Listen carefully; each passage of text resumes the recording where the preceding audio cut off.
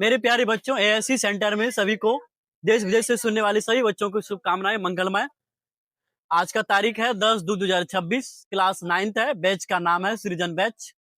Subject है economic अर्थशास्त्र और टॉपिक्स है उत्पादन। इससे पहले हम लोग पढ़े थे, अगला टॉपिक था हम लोग का कि बिहार के एक गांव था, उस गांव का क्या नाम था प्यारे बच्चों? फतेहपुर गांव के हम बारे में जाने थे, तो उसके बारे में हम पढ़ लिए। उसकी स्थिति जो भी थी वो उसका हो गया था। आज हम लोग पढ़ेंगे उत्पादन। तो उत्पादन होता क्या है प्यारे बच्चों? हमारी धरती जो है, हमारी मातृभूमि जो है, उसमें बहुत सारे, उसके अंदर धरती के अंदर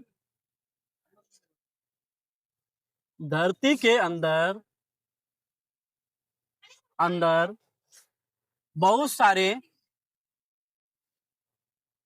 सारे तत्व, पदार्थ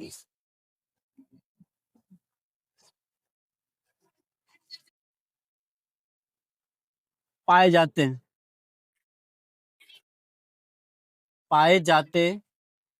हैं जो हमारी सारी आवश्यकताओं को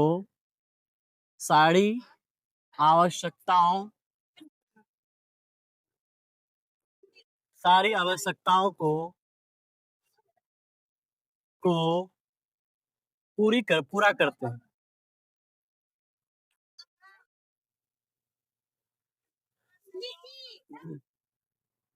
प्यारे बच्चों, तुम लोग ये बात तो जानता है, धरती के अंदर बहुत सारे तत्व छुपा हुआ है, बहुत सारे पदार्थ है जो हमारे सारे आवश्यकताओं क्या करती है, पूरी करती है। लेकिन हमारे धरती के अंदर बहुत सारे ऐसे तत्व नहीं है जो कि 100% पूरी कर सके।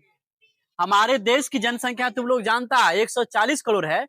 140 करोड़ की हर मूलभूत आवश्यकताओं को हमारी धरती के अंदर जो भी तत्व है, उस तत्व पूरी नहीं कर सकती है। इसको लेकर के हमारे जो सरकार है वो क्या करते हैं, अन्य देशों के सहयोग से, जैसे अमेरिका, रूस, चीन, यूरोप और अन्य देशों से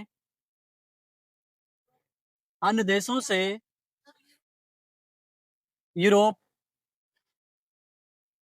अन्य देशों से हमारी आवश्यकता, मूलभूत आवश्यकता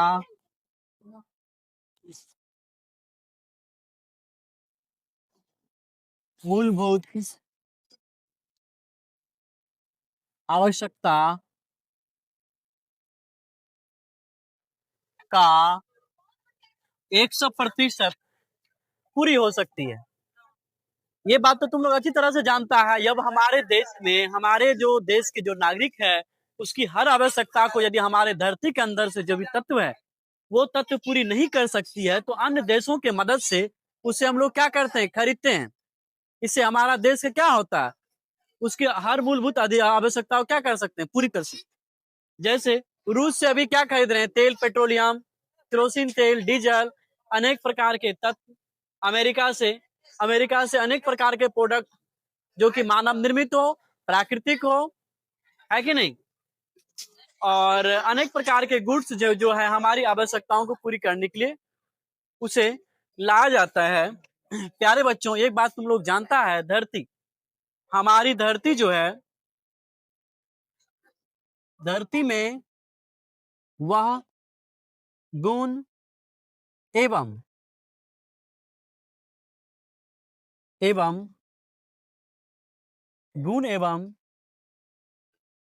तत्व मौजूद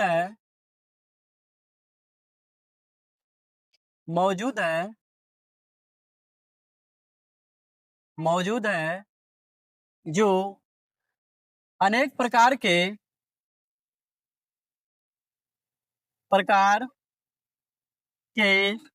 खाद्य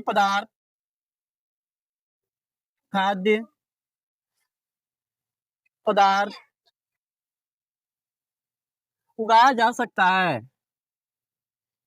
उगाया जा सकता है। प्यारे बच्चों, तुम लोग ये बात अच्छी तरह से जानता है कि धरती में अनेक प्रकार के गुण एवं तत्व मौजूद है, जो अनेक प्रकार के खाद्य पदार्थ उगाया जाता है। प्यारे बच्चों, तुम लोग ये बात जानते हो, कपास का उत्पादन कहाँ होता है हमारे भारत में? कपास का उत्पादन कहाँ होता है? कपास होता है कर्नाटक राज्य में। क्यों होता है प्यारे बच्चों कर्नाटक राज्य में? क्योंकि कपास की खेती वनली जहाँ पे काली मिट्टी पाई जाती है, कपास की खेती काली मिट्टी में ही हो सकती है, काली मिट्टी में ही हो सकती है। वह काली मिट्टी हमारे दक्षिण भारत में कहाँ है? दक्षिण भारत में, दक्षिण भारत में सबसे नंबर 1 पूछेगा तब कर्नाटक होगा। कर्नाटक के बाद क्या हो जाएगा? नंबर 1 में होगा कर्नाटक। कर्नाटक के बाद हो जाएगा महाराष्ट्र, महाराष्ट्र, गुजरात,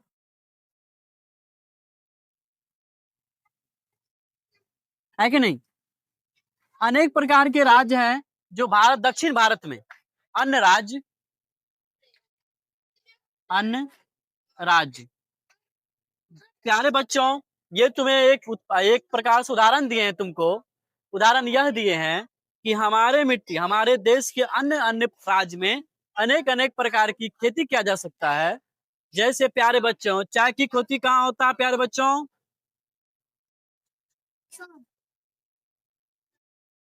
पदार्थ कहाँ पर है? क्या पदार्थ प कर दो। देखो, तो चाय की खेती क्या होता, कहाँ होता है प्यारे बच्चों भारत में? चाय की खेती, खेती, चाय की खेती होता है कहाँ? असम में। सबसे अधिक कहाँ होता है प्यारे बच्चों? असम में होता है। ठीक है, असम में क्यों होता है तुम लोग जानता है? ये खेती असम में, ये खेती जो है पहाड़ी इलाका में होता है। कहाँ होता है? पहाड़ी इलाका में। चाय की खेती के लिए ढलान खेती होनी चाहिए, ऐसे वाली तिरछी वाली खेती, ये ढलान खेती। जैसे ऊपर से बारिश होगी, ये पानी यहाँ अटकेगा नहीं, डायरेक्ट वो गड्ढा में चल जाएगा। चाय की खेती वाली जमीन में ढलान खेती होनी चाहिए, ताकि वो वृक्ष में पानी जमाव नहीं हो सके। यदि जमाव रहेगा तो वो गाछ क्या हो जाएगा? सूख जाएगा। ठीक है, इसीलिए हमारे पूरे भारत में हर जगह अनेक प्रकार के मिट्टी में अनेक प्रकार के गुण एवं तत्व पाए जाते हैं, जो वहां उस क्षेत्र में उस चीज की ही उत्पादन 100% किया जा सकता है, जो हमारे आवश्यकताओं को क्या करती है? वो पूर्ति करती है। समझ में आया? इसमें किसी को दिक्कत है? दिक्कत आए तो फिर रिपीट कर सकता हूँ। चलो, उत्पादन हमारा यहाँ तक हुआ। अगला चैप्टर इसको यदि होगा तो मिटाएंगे। ठीक, अगला टॉपिक्स तुम्हारा होगा उत्पादन के साधन। टॉपिक्स का अगला नाम होगा उत्पादन के साधन।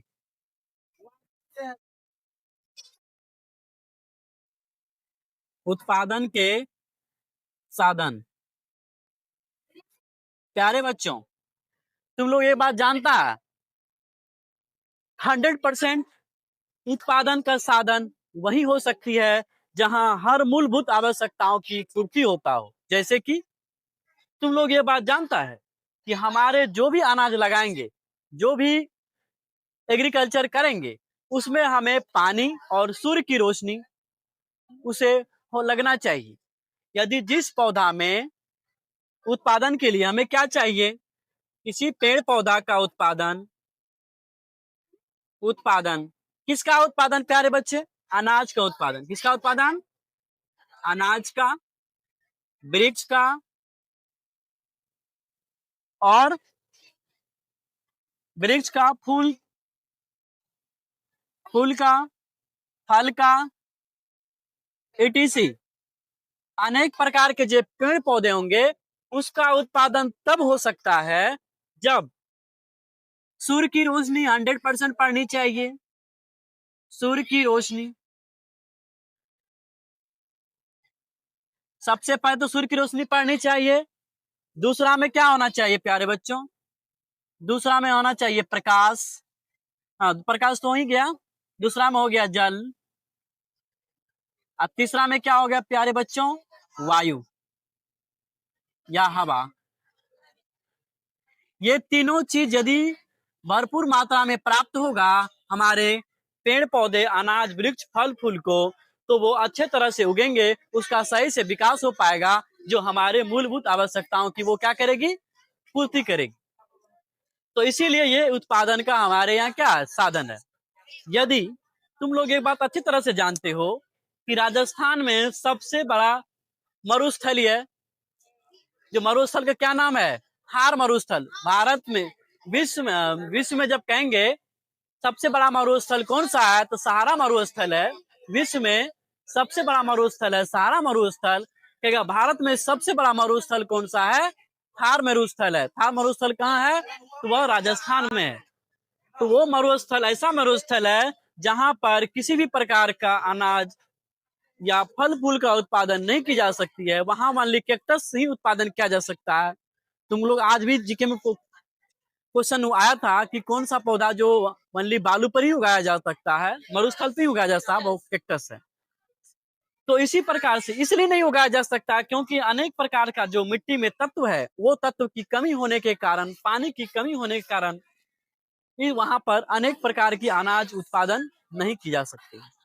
ठीक, तो इसीलिए हमारे यहाँ जो भी कुछ लगाते हैं मिट्टी में, उसके लिए अनेक प्रकार की साधन और जरूरत पड़ती है, जो हमारे उत्पादन को बढ़ाता है और हमारी आवश्यकताओं को वो क्या करती है? पूरा पूर्ति करता है। ठीक है, तो ये हमारा उत्पादन का साधन है। प्यारे बच्चों, उत्पादन पूछेगा, क्वेश्चन आएगा उत्पादन के कितने साधन है? ऊपर वाला मिटा दें।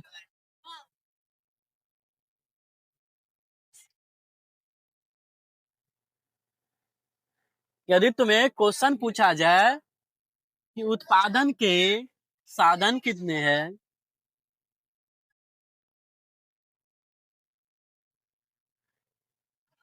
उत्पादन के कुल कितने साधन है, कुल कितने साधन है प्यारे बच्चों, तो क्या कहोगे? कुल कितने साधन है? तो बोलना है उत्पादन के 5 साधन है। ठीक है, तो कहेगा 5 उत्पादन के 5 सिद्धांतों को लिखें, तो कैसे लिखेगा? क्वेश्चन पूछेगा उत्पादन के सिद्धांत को लिखें, तो लिखें। तो प्यारे बच्चों, कैसे लिखना है? उत्तर में पारा नंबर में देना है भूमि। क्या देना है? भूमि, श्रम, भूमि, श्रम, पूंजी। भूमि के बाद क्या होगा? श्रम। दूसरा में हो गया श्रम। श्रम मतलब समझ रहा है तुम लोग? श्रम को लेबर बोलते हैं, लेबर। ठीक है, अब तीसरा में है, तीसरा में क्या है? तीसरा में है पूंजी। तीसरा में है पूंजी। चौथा में है व्यवस्था या संगठन। व्यवस्था या संगठन। और पांचवा में हो गया उद्यम या साहम। उद्यम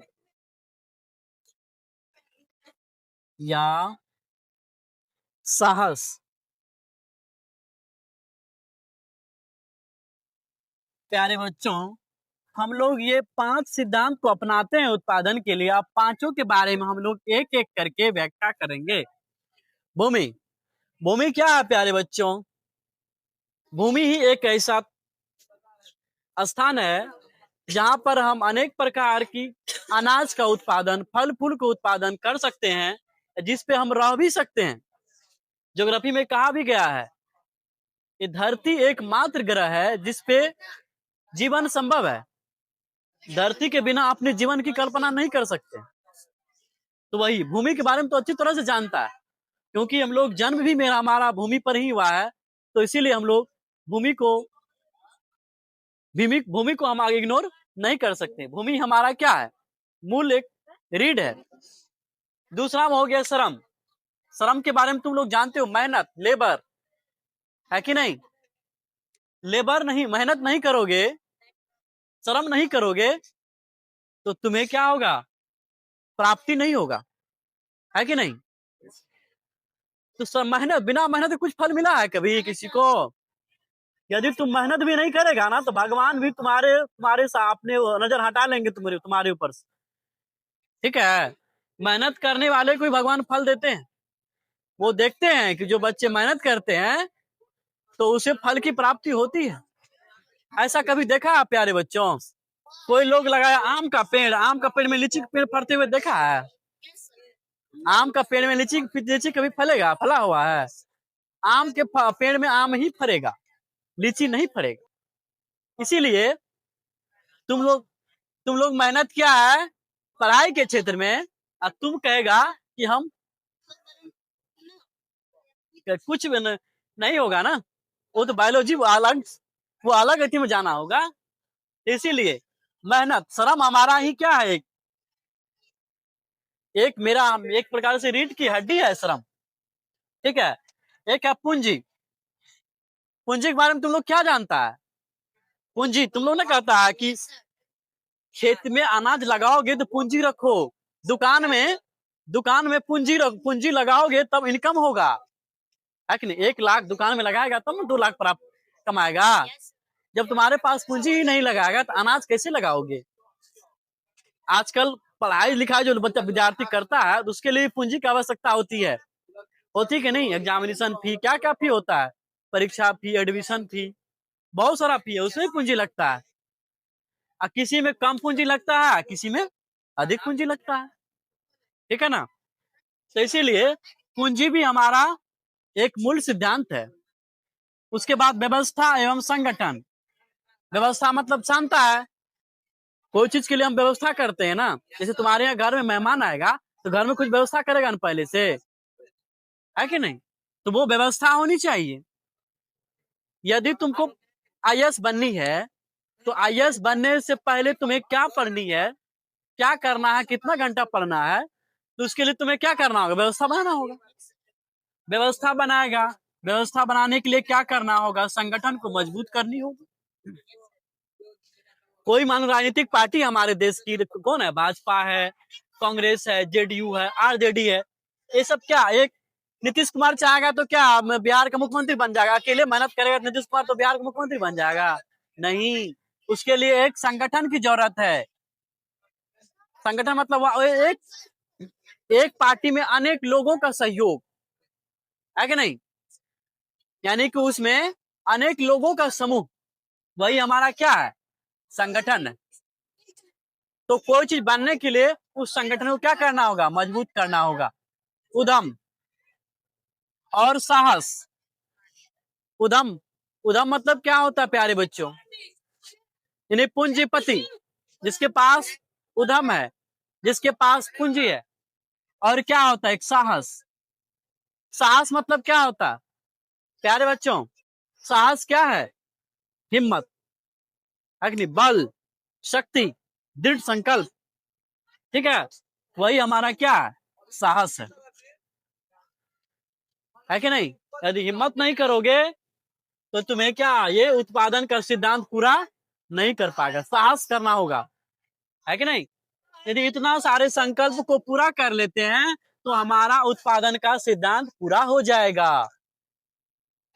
इसका मतलब यह नहीं कि हम सिर्फ एग्रीकल्चर का ही उत्पादन करते हैं, इसके अलावा भी हम लोग बहुत कुछ का भी उत्पादन करते। ठीक ना? उत्पादन का अन्य प्रकार का उत्पादन हम ठीक है? हो गया, उत्पादन का सिद्धांत हो गया ना? इसमें किसी की दिक्कत है? किसी की दिक्कत है तो फिर इसको रिपीट किया जा सकता है प्यारे बच्चों। तो आगे कल हम लोग जब आएंगे तो टॉपिक का नाम होगा भूमि स्थिर है।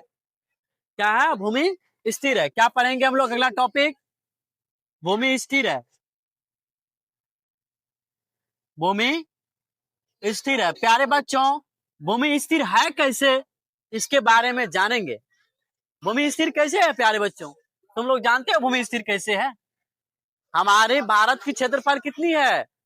कितनी क्षेत्रफल है? 32.8 दिखाए थे ना उस दिन। 32.8 लाख क्षेत्रफल है। किसका? भारत का। है कि नहीं? तो वो स्थिर रहेगा ना, कभी बढ़ेगा क्षेत्रफल क्या? भारत का क्षेत्रफल बढ़ेगा? जनसंख्या बढ़ेगा। जनसंख्या बढ़ेगा तो उतने में ही रहना पड़ेगा ना। इसीलिए हमारा भूमि क्या है? स्थिर है। लेकिन जनसंख्या क्या हो रहा है? लगातार बढ़ रहा है। सूर्य के बारे में पढ़ा है? सूर्य एक ही जगह रहता है? सूर्य किसी चक्कर लगाता है? वो अपने आप को एक प्रधान है। 8 ग्रहों का प्रधान है वो। 8 ग्रह सूर्य का चक्कर लगाएंगे, लेकिन सूर्य किसी का चक्कर नहीं लगाएंगे। इसी प्रकार से भूमि हमारा क्या है? स्थिर है। तो कल जब हम लोग आएंगे तो ये भूमि के बारे में हम लोग पढ़ेंगे। ठीक है। थैंक यू प्यारे बच्चों।